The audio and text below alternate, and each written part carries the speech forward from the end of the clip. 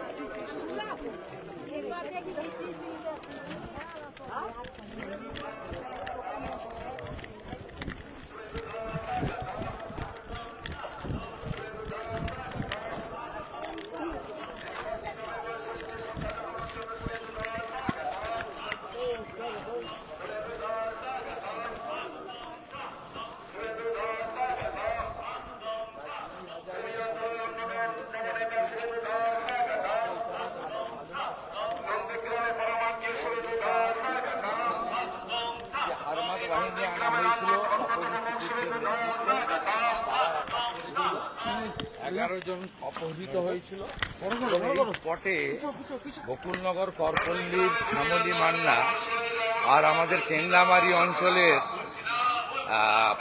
মহিষবাড়ির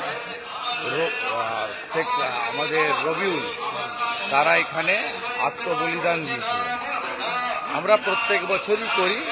এখন বর্তমান নতুন রাজনৈতিক পরিস্থিতির উপরে দাঁড়িয়ে তৃণমূল কংগ্রেসও করে, তারাও স্থানীয় স্তরে নেতাদের দিয়ে করে। তবে যে বছর নির্বাচন থাকে সেই বছর ওদের কলকাতা থেকে পরিযায়ী নেতারা যারা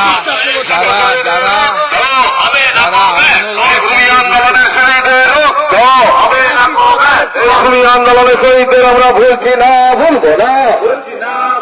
এই নন্দীগ্রামে আসতে সকলেই পারে। স্নেহাশিস তো তখন আমাদের এখানে আসেনি যদিও, তবে আন্দোলনের মধ্যে তো বিজেপিও ছিল, তৃণমূলও ছিল। হ্যাঁ, এখানে কোনো দল ব্যবহার করে আন্দোলনের শহীদদের ভুলছি না, ভুলবো না।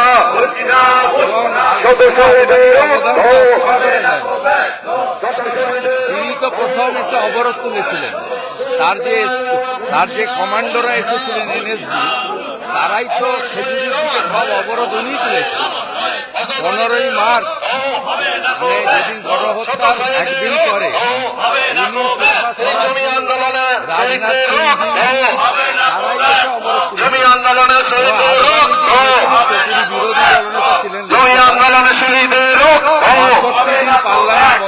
অবরোধ আসতে পারে।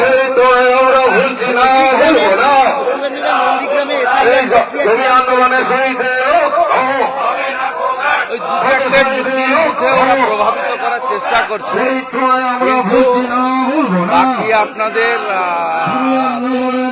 মোরলেস ভালো এখানে আছে।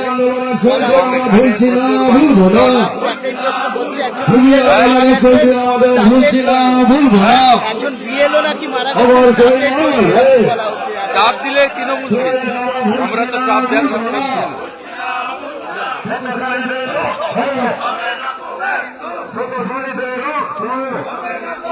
Sorry, নভেম্বর শহীদদের আমরা ভুলছি না, ভুলবো না।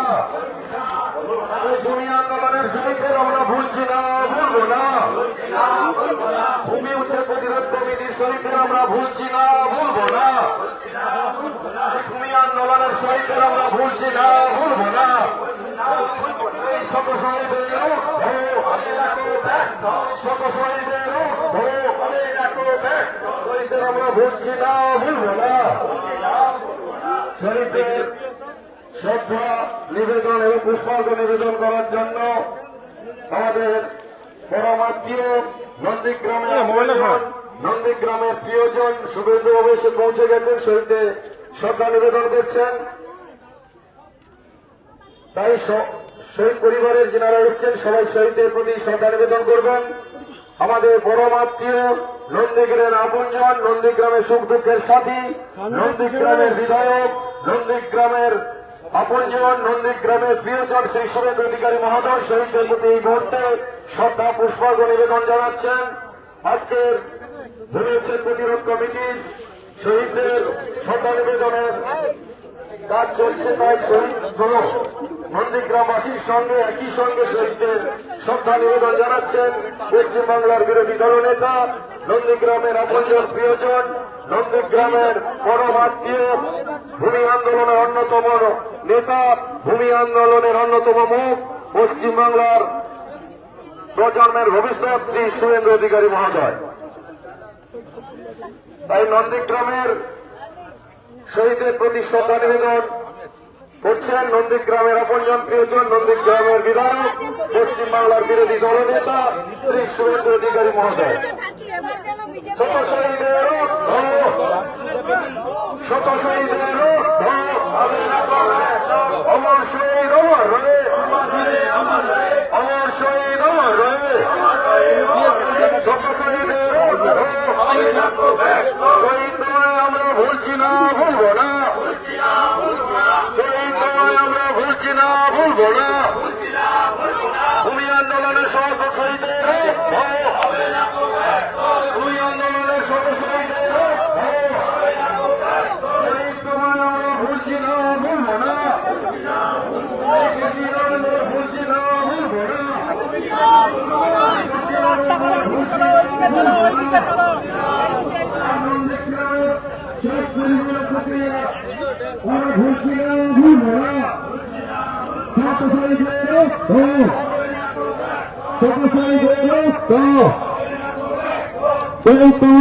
ভুলছি না, ভুলবো না।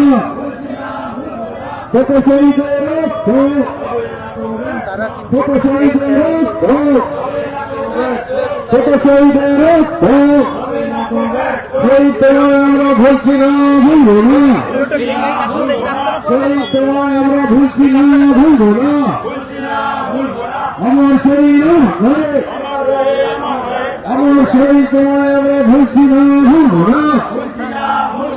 আমার শরীর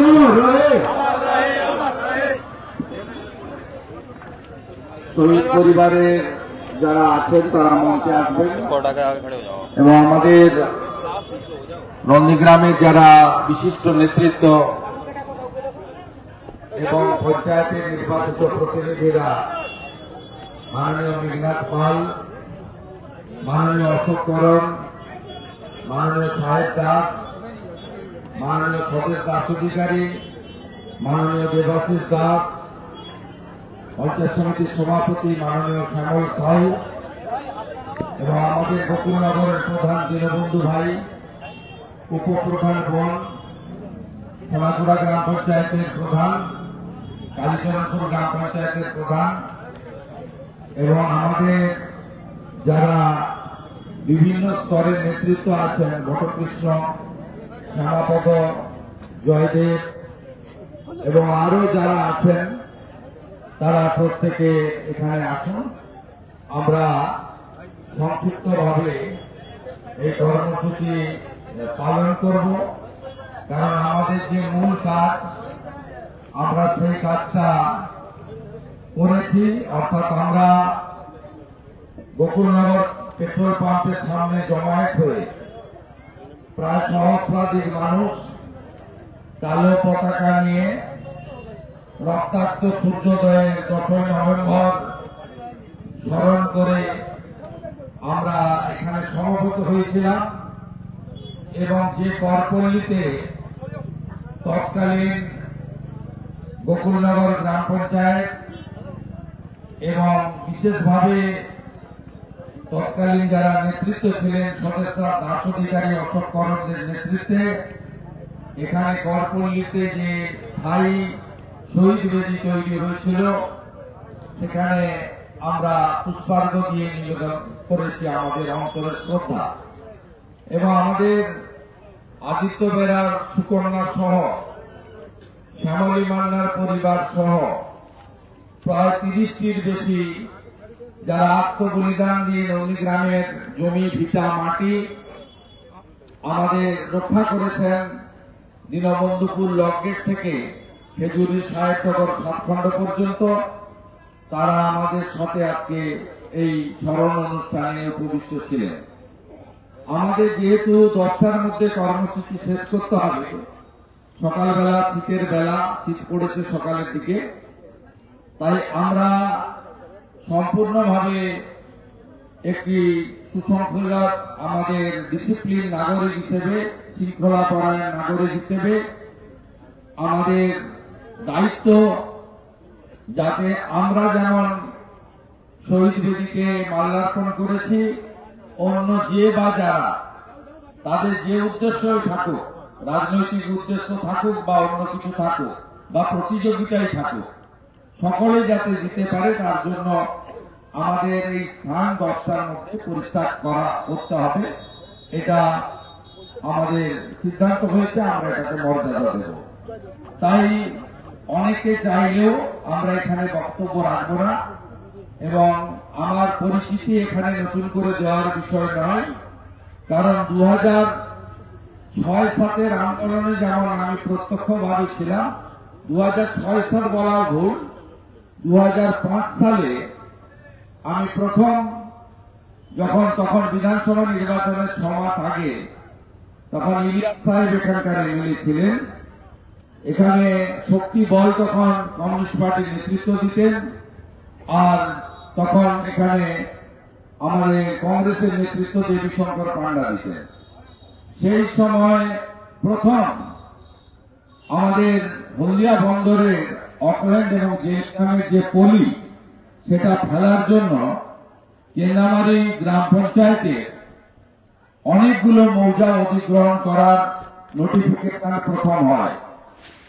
সেই সময় প্রথম আন্দোলন তৈরি হয়। আমি তখন দক্ষিণকাটির বিধায়ক, দক্ষিণকাটির বিধায়ক হইনি, আমি তখন পৌরসভার কাউন্সিলর এবং আমি তখন যুব নেতৃত্ব দিয়ে এই জেলাতে। সেই সময় প্রথম আমাদের বিডিও অফিসে ধর্ণা এবং কর্মসূচি হয়। এটা অনেক 20 বছর আগের ইতিহাস আমি আপনাদেরকে স্মরণ করাতে চাই। আর আমাদের যুবক যারা 20 বছর আগে ভোটাধিকার হয়নি বা তারা তখন স্কুলে পাঠরত, তাদের উদ্দেশ্যে, নতুন প্রজন্মের উদ্দেশ্যে স্মরণ করাতে চাই। সেই সময় আন্দোলন হয়েছিল এবং মূলত অন্য রাজনৈতিক দলের সঙ্গে থাকলেও বনবিহারী পাল মহোদয় তিনি উদ্যোগ নিয়েছিলেন এবং তিনি আমাকে যুক্ত করেছিলেন। আর 2003 সালে এই রাস্তা মোরাম রাস্তা ছিল এবং সেখানে ব্রিজটা কাঠের ব্রিজ ছিল। প্রথম গোকুলনগর গোবিন্দজিউ হাই স্কুলে আমি 175 জন নেতৃত্বকে নিয়ে, যুবকদের নিয়ে প্রথম কর্মসূচি করি, যার উদ্যোক্তা নেতৃত্ব আমাদের সাধন তেওয়ারি মহোদয় নিয়েছিল। অমিয়দা এখন আমাদের মধ্যে নেই। অমিয়দা তখন সমস্ত ব্যবস্থাপনার দায়িত্ব নিয়ে, সাহস নিয়ে কাজগুলো করেছিলেন।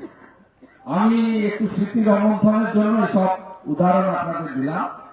তাই 2005 সালে আমাদের ব্যাপক ধর্ণা আন্দোলনের ফলে তৎকালীন বামফ্রন্টের রাজ্য সরকার, বিডিও অফিস এবং আমরা অস্বীকার করব না, শক্তি বল মহোদয় প্রত্যক্ষভাবে দেবী শঙ্কর পান্ডা মহোদয় আমাদেরকে সহযোগিতা করেছিলেন।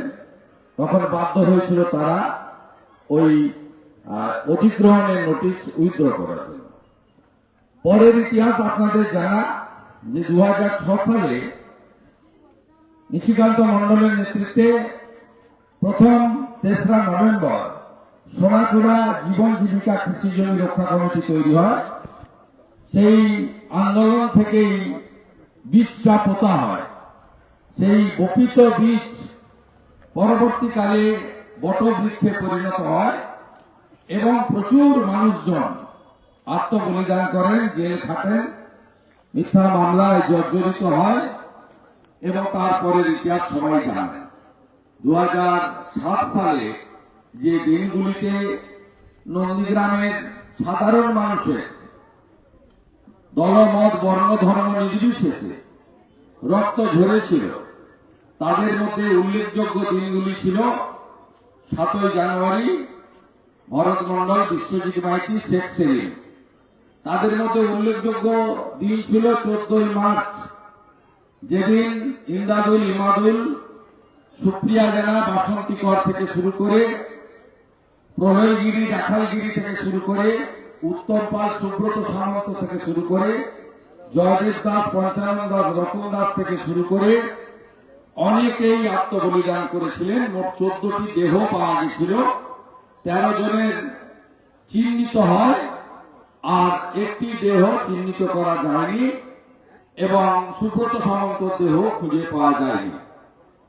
এরপরে বিভিন্ন সময় কখনো রবীন দাস, কখনো হরেন প্রামাণিক, কখনো লক্ষ্মীকান্ত গিরি, কখনো কায়ুম কাজী, নানা সময় তাদেরকে খুন করা হয় এবং যে দিনটা আজকে পালিত হচ্ছে 10ই নভেম্বর, সেদিন সকালবেলা ঠিক 10:30 11টার সময় আমাদের চৈতন্য বাজার থেকে যে বড় মিছিলটা আসছিল, শান্তিপূর্ণ মিছিল, 20,000-এর মিছিল, এখানে যারা বড়বেটা কেশপুর থেকে এসেছিল তপন ঘোষ, শুকুর আলীদের নেতৃত্বে, তারা এখানে এই সমস্ত জঙ্গল থেকে, গাছের মধ্যে থেকে, ঝোপের মধ্য থেকে, পাড়বরেজের মধ্য থেকে উপর্যপরি গুলি চালায়।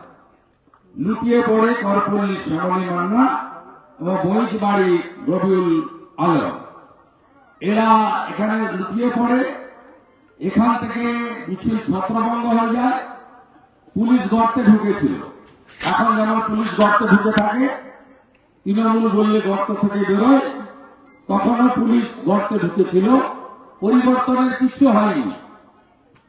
বোতলটা বদল হয়েছে, মদটা পুরনো আছে, কোন পরিবর্তন হয়নি। অতএব এখনো আরজিকরের অভয়া বিচার পায় না। দুর্গাপুর আইটি সিটির MBBS এর 2nd ইয়ারের ছাত্রী বিচার পায় না। প্রত্যেক দিন ছোট ছোট বাচ্চা নিয়ে ধর্ষণ হয়, খুন হয়। এদের দেখা পাওয়া যাবে না। এদের দেখা পাওয়া যায় তৃণমূলের মিটিংয়ে জলের বোতল বইতে। এদের দেখা পাওয়া যায় কৃষ্ণনগরের সাংসদ মহুয়া মৈত্রর বাড়িতে।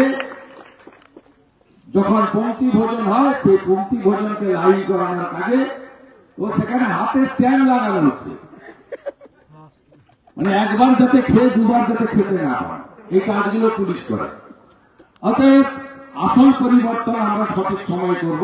আমি এই মঞ্চকে রাজনৈতিকভাবে ব্যবহার করব না, কিন্তু আমি আপনাদের কাছে একটা কথাই বলতে চাই যে যখন যখন নির্বাচন আছে, যে যে বছর, ঠিক তার আগে পরিযায়ী নেতারা আছে।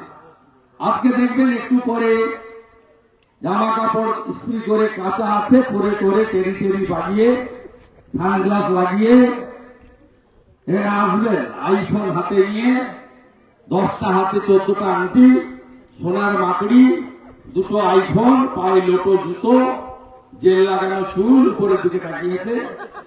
আসবে তারা একটু পরে, তারা এখানে আসবে। আপনি তাদেরকে 2024 সালে দেখতে পান। তাদের লোকাল ইউনিট থেকে তৃণমূলের করেছে। আমি লোকাল ইউনিটকে নিয়ে কিছু বলবো না, তারা আমারই বন্ধু, নন্দীগ্রামের বাসিন্দা। কিন্তু এই যে পরিযায়ী নেতারা, এরা দেখবেন 2023-এ এসেছিল। কেন? 2024-এ লোকসভা হচ্ছিল। 2023-এ এসেছিল, 2024-এ 10ই নভেম্বর আসেনি। কারণ 2025-এ কোনো ভোট ছিল না। এবারে আসবে, তার কারণ 2026-এ ভোট নির্বাচন আছে, আসবে। তারপরে যদি বিদায় হয়ে গেল, একদম ঝাঁপ বন্ধ, চিরতরে ঝাঁপ বন্ধ। আর যদি চিটিংবাজি করে হড়কে মড়কে বেরিয়ে যেতে পারে, তখন দেখবেন যে 25 সালে এদের পাবে না। 26-এ 27-এ কোনো ভোট নেই, আবার 27 সালে আসবে, কারণ 28-এ পঞ্চায়েতের ভোট। এদের সমস্ত হিসাবপত্র আছে, হিসাব করে আছে। আমার কোনো হিসাবপত্র নেই। আমি প্রত্যেক বছর পালন করি 7ই জানুয়ারি, 14ই মার্চ, 10ই নভেম্বর, 3টে দিন নিষ্ঠার সঙ্গে পালন করি। কোনো সমস্যা আমাদের নেই, আমার সাথীদেরও নেই। আমি এই পশ্চিমবঙ্গ সরকার যারা সিঙ্গুরের জন্য যেতেনি, সিঙ্গুরে টাটা তাড়ানোর আন্দোলনে কেউ ছিল না। এই চকলেট আর ক্যাডবেরি খাওয়া অনশনে আপনি আমাকে দেখাতে পারবেন না, আমি যাইনি। রতন টাটা বা টাটা কোম্পানি ভারতবর্ষের গর্ব। তারা চাকরি দিতে এসেছিল বেকার যুবকদের, আর তাদের তাড়ানো হয়েছে এখানে। আসল পরিবর্তনের এপিসেন্টার হল নন্দীগ্রাম। 14ই মার্চ না হলে দিদি থেকে দিদিমা হতেন, মুখ্যমন্ত্রী কোনদিন হতে পারতেন না। আপনি ভেবেছিলেন নন্দীগ্রামের মালিক আপনি ওখান থেকে ছুটে এসেছেন। আমি নদী পেরিয়ে আপনার ওখানে ভোটে লড়তে যাইনি, আপনি ওখান থেকে ছুটে এসেছেন এখানে আমাকে হারানোর জন্য। নন্দীগ্রামের মানুষ, বিশেষ করে সোনাকড়িয়া, কারণ আমি মাত্র 400 মুসলমান ভোট পেয়েছি 64,000 ভোটের মধ্যে। আমাকে বলেন, আপনি এরকম বলেন কেন? আমি সত্যিকে বলবো না, যেদিন ভোট দিবে সেদিন বলবো। যেমন আমি 400 পেয়েছিলাম, অভিজিৎ গাঙ্গুলি 1700 পেয়েছে। আমি যদি ভবিষ্যতে দাঁড়াই বা আমার দল দাঁড়াতে বলে, যদি আপনারা 17,000 দেন, আমাকে বলবো যে 17,000 মুসলমান আমাকে ভোট দিয়েছে। আমি অস্বীকার করবো কেন? তথ্য দিয়ে বলবো আমি। তাই আপনারা দেননি আমাকে, নন্দীগ্রামের হিন্দুরা জিতিয়ে আপনাকে হারিয়ে ব্যাক টু দি প্যাভিলিয়ন করে দিয়েছে, বাড়ি বাড়ি কাজ বাড়ি করে দিয়েছে। আপনি ক্ষমার অযোগ্য কাজ করেছেন, দুটো ক্ষমার অযোগ্য কাজ করেছেন। আন্দোলনের নেতা যারা, তাদেরকে যে মামলায় ফাঁসানো হয়েছিল, আপনি ত্রুটিযুক্ত মামলা প্রত্যাহার করেছেন বলে হাইকোর্টের ডিভিশন বেঞ্চ খারিজ করে দিয়েছে। আপনি আপনার সরকার কেন ত্রুটিযুক্ত মামলা প্রত্যাহার করবেন? ক্ষমা করা যাবে? হ্যাঁ, তৃণমূলের বহু লোক ওই মামলায় আসামি আছে, আমার সাথীরাও কয়েকজন আছে, যারা মঞ্চেও 2-4 জন আছে। আমি কখনো এই জিনিস করি না, কিন্তু আপনার সরকারের ভুলের জন্য আপনার আজকে নন্দীগ্রামের 117 জন আন্দোলনকারী 9টা জামিনযোগ্য ধারার মামলায় তারা আজকে জেলে যাবে না বাড়িতে থাকবে, এই চিন্তায় তাদের ঘুম হয় না। এর জন্য দায়ী আমি নয়, আপনি। সরকারটা আপনি চালিয়েছেন, ক্যাবিনেটের সিদ্ধান্ত ভুল ছিল আপনার, তাই হাইকোর্টের ডিভিশন বেঞ্চ খারিজ করে দিয়েছে।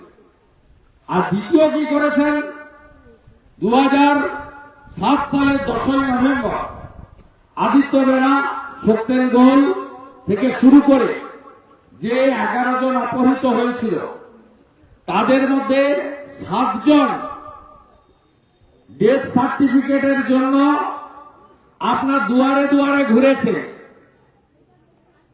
আপনার সরকার সেই সার্টিফিকেট দেয়নি। নিয়ম আছে ভারতের সংবিধানে, 7 বছর হয়ে গেলে যদি খোঁজ না পাওয়া যায় তাকে মৃত ঘোষণা করা হয়। 7 বছর পরে পঞ্চায়েতের ডেথ সার্টিফিকেট দিতে কোনো অসুবিধা ছিল না। শুনে রাখুন আপনারা, আদিত্য মেলার মেয়ে সাক্ষী এখানে। আমি হাইকোর্ট করে নিজ খরচে এদেরকে সোনাচূড়া এবং গোকুলনগর গ্রাম পঞ্চায়েত থেকে ডেথ সার্টিফিকেট পাইয়ে দিয়েছি। যে কাজ মমতা ব্যানার্জি করা উচিত ছিল, সে কাজটা শুভেন্দু অধিকারী করেছে। হত কাটবো আমরা, কই খাবেন আপনি? আপনার ভাইপো কোথায় ছিল আন্দোলনের সময়? তিনি হেলিকপ্টার করে ঘোরেন, তিনি আপনার কোম্পানির মালিক হয়েছেন, বড় বড় কথা বলেন, পকেটে হাত ঢুকিয়ে কাঁথিতে বলেন তোর বাপকে ডাক। কোথায় ছিল? কোথাও ছিল না। আপনি দুটো অন্যায় করেছেন। এই অন্যায়ের ক্ষমা নন্দীগ্রামে যারা শহীদ হয়েছে তাদের আত্মা করবে না। সে হিন্দু হতে পারে, মুসলিম হতে পারে। রাধারানী আড়ি সহ গোকুলনগরের মালপাড়া, অধিকারী পাড়া, দাদু পাড়া 300 মহিলার ইজ্জত দিয়েছে। মায়ের সামনে মেয়ে, মেয়ের সামনে মেয়েকে ধর্ষণ করা হয়েছে। 15ই মার্চ 2007 সকাল 8টার সময়। এরা আপনাকে ক্ষমা করবে না। হৈমবতী হালদার, কল্পনা মুনিয়ান, এরা আপনাকে কোনোদিন ক্ষমা করবে না। হ্যাঁ, আপনি অল্প ভোটে হেরেছেন। আপনি যা যা বলে গেছিলেন 2012 সালে 14ই মার্চ মুখ্যমন্ত্রী হওয়ার পরে আপনি এসেছিলেন, আমি আপনার সাথে ছিলাম এমপি হিসাবে। নন্দীগ্রাম সীতানন্দ হাই স্কুলের মাঠে সভা হয়েছিল, সরকারি প্রোগ্রাম, কৃষক দিবস। 14ই মার্চ 2012 ঘোষণা করেছিলেন একটা বড় শহীদ বেদি বানাবো নন্দীগ্রামে সরকারি অর্থে। আপনি বানাননি। আপনি বলেছিলেন গোকুলনগর অঞ্চলে ক্লাস 1 থেকে 12 রেসিডেন্সিয়াল বিদ্যালয় বানাবো। নন্দীগ্রামের ছেলেমেয়েরা গরিব বাড়ির, সেখানে থাকবে, খাবে, পড়বে, উচ্চ মাধ্যমিক পাস করে তারা উচ্চ শিক্ষার জন্য বেরোবে। জমি দেওয়ার পরেও আপনি করেননি।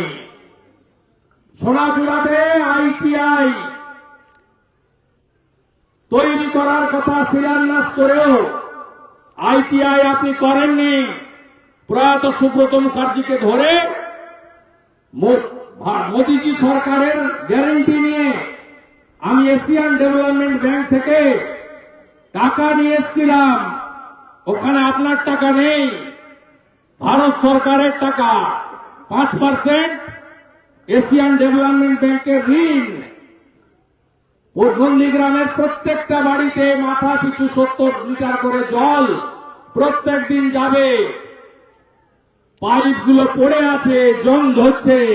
আপনি নন্দীগ্রামের মানুষকে আপনার টাকা নয়, হিংসাতে, প্রতিহিংসাতে আপনি জল দেননি। তাই আপনাদের কাছে আমি বলবো, শুভেন্দু অধিকারী যদি কোনদিন সুযোগ পায় আপনাদের ঋণ শোধ করবে। আমার শরীরের চামড়া কেটে যদি আপনাদের পায়ের জুতো বানিয়ে দিই, আপনাদের ঋণ আমি শোধ করতে পারবো না। আমি কাঁথির ছেলে, মেদিনীপুরের ছেলে ছিলাম। আমাকে রাজ্য এবং জাতীয় স্তরে পরিচিতি যদি কেউ দিয়ে থাকে আপনারাই দিয়েছেন। প্রণাম নন্দীগ্রাম, প্রণাম নন্দীগ্রাম, প্রণাম নন্দীগ্রাম। আসুন মাথা তুলে 1 মিনিট নীরবতা পালন করে কর্মসূচি সমাপ্ত করি এবং 10টা বাজে প্রশাসনকেও সহযোগিতা করি। শুরু।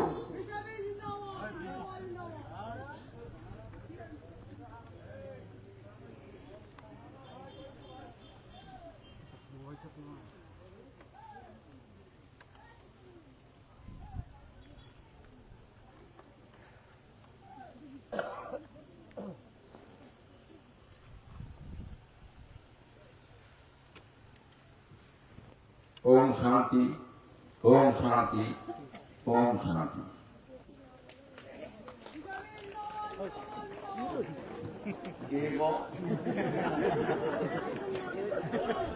उत्साहे ना 20,000 मদের দোকান আছে। চাকরি নাই, চাকরি নাই, মদের দোকান আছে। সর্বত্র মদের দোকান আছে। আর কিছু নাই, করুক কিছু এটা দিয়ে।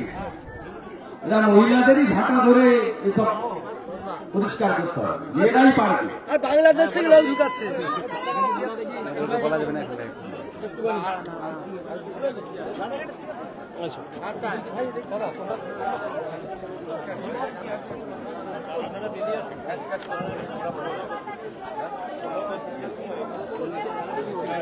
দাদা একটু, দাদা হ্যালো, একটা চেয়ার দাও না, চেয়ারটা দাও, চেয়ারটা দাও। কে এই যে হাত আছে।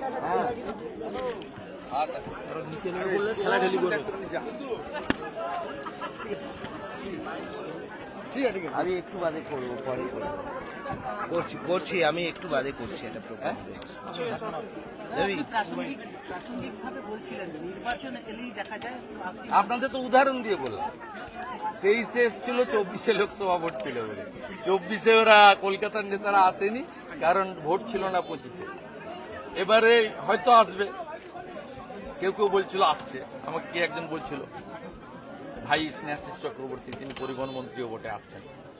তা আপনার সাংবাদিকও বলছিল মানসবাবু আসছেন, যদিও মানসবাবু আন্দোলনে ছিলেন না। আন্দোলনে অধীর চৌধুরী, সোমেন মিত্র আলাদা করে একদিন এসেছিলেন। আর স্থানীয় স্তরে যে কমিটি হয়েছিল তাতে বিজেপির লোকরাও যেমন ছিল, বর্ষিয়ান কংগ্রেস নেতা উজ্জ্বল বাবু মাস্টারমশাই, আমার খুব শ্রদ্ধেয় ব্যক্তি, প্রিয় ব্যক্তি, উজ্জ্বল বাবু ছিলেন। এবং আমাদের এখানে তখন আহমেদ দা কংগ্রেস করতেন মোহাম্মদপুরে, এখন তৃণমূল করেন, আহমেদ দার সঙ্গে ছিলেন। আর আমাদের ওই লম্বা করে লোকটার নাম বলুন, মিলন না ওরা ছিল স্থানীয় স্তরে, নন্দীগ্রামে তো ছিলই, আশরাফুল ছিল, যেটা ইতিহাস তো আপনি অস্বীকার করতে পারবেন। লালকৃষ্ণ আদবানির অবদানও অস্বীকার করতে পারবেন না। সুষমা স্বরাজ, রাজনাথ সিং, সুরিন্দর সিং আলুওয়ালিয়া, রাহুল সিনহা, তথাগত রায়, তাদের আপনি অস্বীকার করবেন?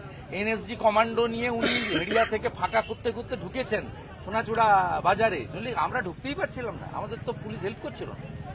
৬২ দিন পার্লামেন্ট বন্ধ ছিল, রাজ্যসভা লোকসভা।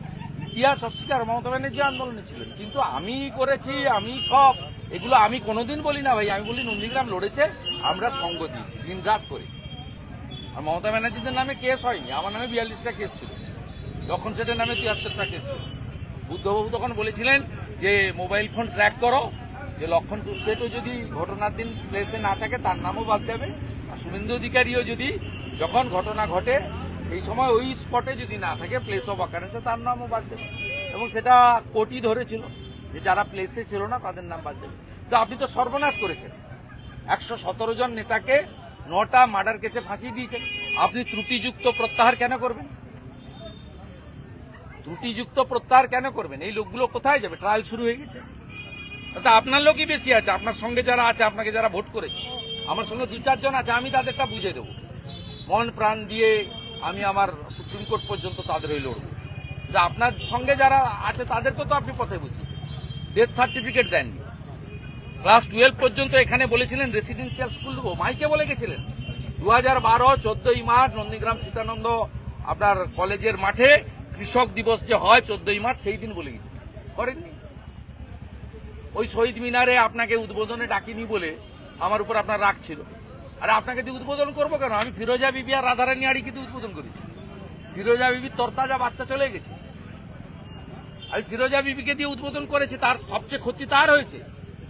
আমি এমপি হয়েছি, আপনি মুখ্যমন্ত্রী হয়েছেন, আমরা তো পদ পেয়েছি, রাজনৈতিক ক্ষমতার স্বাদ পেয়েছি। ফিরোজা বিবির তো বাচ্চা চলে গেছে, রাধারানী আড়িকে তো দুবার শারীরিক নির্যাতন করেছে, যা মুখের ভাষায় করা যাবে না। এবং তার গোপনাঙ্গে গরুর খুঁটা ঢুকিয়েছিল, তার স্বামী তাকে নেয়নি, বলে তুমি পরপুরুষ, তোমাকে ছুঁয়ে দিয়েছে, আমি নিব না। আমি তাকে 6 মাস আলাদা করে কাঁথিতে রেখে সব ব্যবস্থা করেছি। পরে তার ছেলে যখন মেট্রো রেলে চাকরি পায় জিএম কোটাতে, তারপরে তার স্বামী তাকে নিয়েছে। সব ইতিহাস আপনি অস্বীকার করতে পারবেন না। আপনি ক্ষমার অযোগ্য কাজ করেছেন, শহীদ পরিবারের লোকেদেরকে ডেথ সার্টিফিকেট দেননি। এমনকি আপনি যেদিন এখানে মিটিং করে বলেন যে ছোট বোন নন্দীগ্রাম, বড় বোন ভবানীপুর, এই মিটিংটা হয়েছিল শেরখাচকে, নেকালি ব্রিজের গায়ে, সেখানে আপনি ঘোষণা করেছিলেন আমি দাঁড়াবো এখানে। সেই দিন যারা ক্ষতিপূরণ পায়নি প্রথম দফায় 5 লক্ষ টাকা করে হাইকোর্টের অর্ডারে, তাদেরকে 4 লাখ টাকা করে আপনার সরকার দিয়েছিল, ডিএম দিয়েছিল। 4 জন ওই কর্মসূচিতে যায়নি বলে, আমার সঙ্গে বিজেপিতে গেছিল বলে আপনি তাদেরকে টাকা দেননি। আপনি মুখ্যমন্ত্রী হতে পারেননি সবার, আপনি ভাইপোর পিসি হতে পেরেছেন, আপনি মৌলবাদীদের নেত্রী হতে পেরেছেন, আপনি সকলের মুখ্য। সেদিন আপনি 4 জনকে 4 লাখ টাকা করে দেননি। আমি 3 বছর ধরে আমার রোজগারের অর্থ থেকে 20,000 30,000 করে করে এই 4 জনকে 16 লক্ষ টাকা আমি দিয়েছি। তারা আমাকে দাবি করেনি, কিন্তু তাদের মুখ দেখে আমার মনে হয়েছে যে তারা আমার সঙ্গে বিজেপিতে আসার জন্য তারা আজকে পশ্চিমবঙ্গ সরকারের এই অর্থ থেকে বঞ্চিত হলো। অর্থটা তো মমতা ব্যানার্জির ব্যক্তিগত নয়, তৃণমূলের ফান্ডেরও নয়।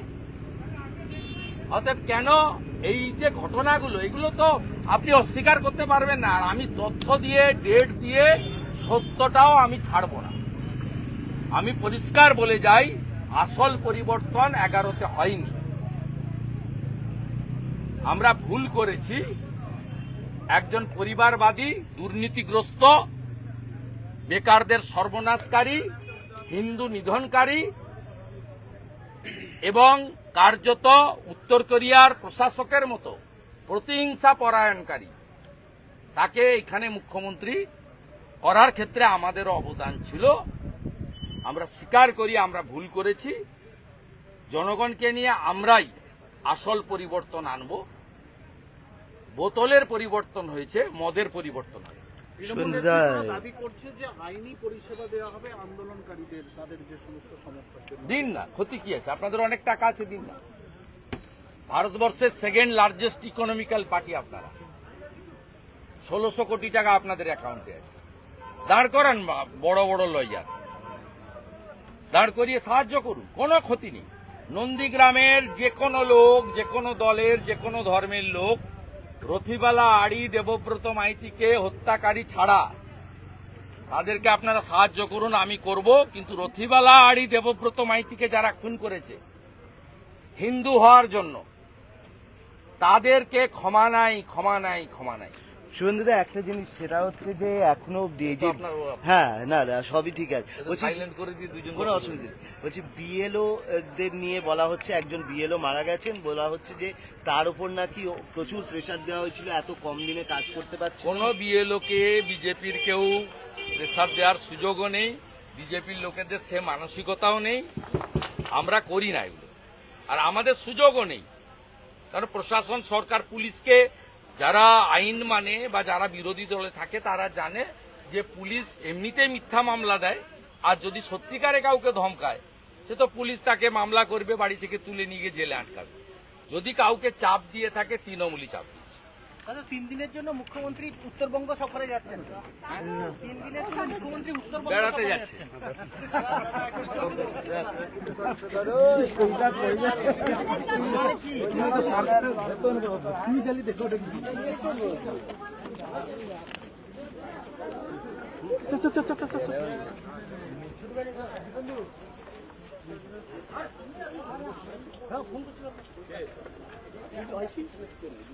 মিটিংটা আমি ঠিক করেছি। ঠিক আছে, আরে বইটা ছাড়ো না।